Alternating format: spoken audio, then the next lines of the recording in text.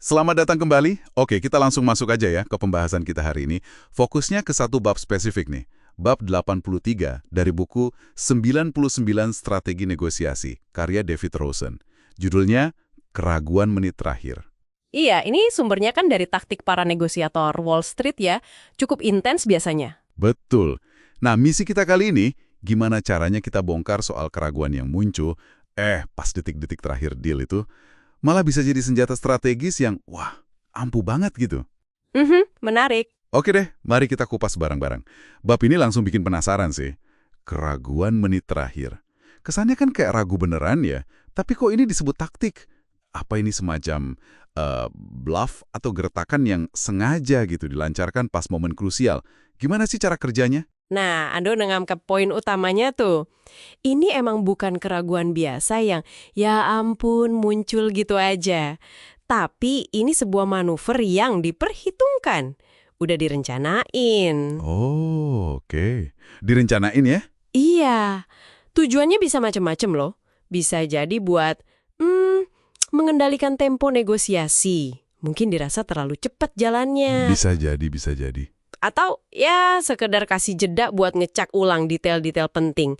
Kan suka ada yang kelewat tuh kalau buru-buru. Benar juga. Atau Bisa juga ini cara buat dapat persetujuan akhir dari prinsipal. Itu loh pihak yang punya wewenang akhir buat mutusin. Nah, tapi yang paling menarik di sini tuh gimana taktik ini? Wah, pinter banget manfaatin kondisi psikologis yang khas di akhir negosiasi panjang. kondisi psikologis, maksudnya pas semua orang udah pada capek gitu, mental udah terkuras, rasanya pengen cepet-cepet selesai aja, kayak menit-menit akhir pertandingan gitu ya? Ringnya ya gitu. Penuh kelelahan mental dan fisik. Semua pihak pengen buru-buru nyampe garis finish. Mungkin ada jadwal lain atau ya udah capek aja sama prosesnya.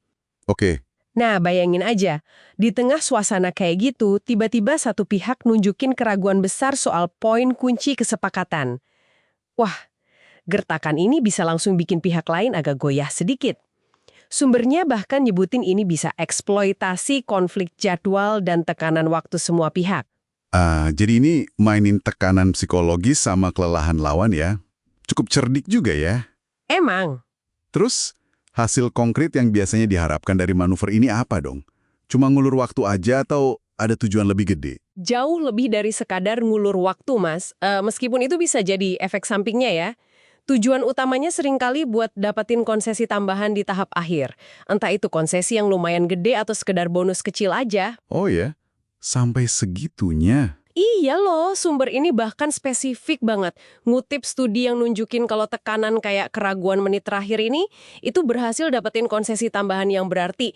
Kita ngomongin konsesi material ya, bukan receh. Itu di lebih dari 80% kasus pas diterapin. Wow, 80%. Itu gede banget angkanya. Gila sih. Iya kan? Signifikan banget. Nah, tentu aja di sisi lain, ini juga bisa jadi cara yang ya sah-sah aja dan etis buat bener-bener ngecek ulang kesepakatan yang rumit. Atau ya kasih waktu buat prinsipal ngasih lampu hijau final. Itu bisa juga. Oke, paham. 80% itu benar-benar ngubah cara pandang soal keraguan di meja negosiasi ya. Nah, jadi nih, buat Anda yang lagi dengerin, kenapa sih paham seluk-beluk taktik keraguan menit terakhir ini jadi penting banget? Apa relevansinya gitu buat negosiasi Anda nanti? Penting banget. Ini pengingat kuat kalau negosiasi itu ya, belum bener-bener kelar sampai tanda tangan terakhir dibubuhin. Nggak ada istilah hampir selesai. Nah, keraguan menit terakhir kalau kita paham, bisa jadi alat nih di kotak perkakas negosiasi Anda. Alat ya. Iya, Anda bisa pakai pas butuh sedikit ruang gerak ekstra di akhir, atau pas Anda pengen benar-benar yakin semua detail udah pas sebelum komit final. Ini juga cara buat jaga lawan biar tetap sedikit off balance, biar nggak terlalu nyaman atau yakin deal udah di tangan. Jadi, kalau kita simpulkan nih, keraguan menit terakhir ini asal dieksekusi secara strategis dan pas momennya, itu bukan tanda lemah atau nggak yakin ya. Malah sebaliknya. Bisa jadi bluff yang efektif banget buat ngendaliin alur, cek ulang terakhir, dan yang paling menarik, yaitu tadi, bisa menangin konsesi tambahan. Apalagi pas tekanan waktu sama kelelahan udah mulai puncak-puncaknya. Betul sekali. Dan kuncinya ya di situ, pemahaman dan eksploitasi psikologi. Capek, pengen cepat selesai, tekanan waktu, efektivitasnya ya di momen itu. Ini tentu aja jadi bikin kita mikir ya. Ada pertanyaan penting nih buat Anda renungkan. Iya, benar banget. Pertanyaan buat Anda bawa pulang nih. Dalam konteks negosiasi Anda sendiri, nanti kapan dan gimana Anda bisa pakai keraguan strategis macam ini biar efektif?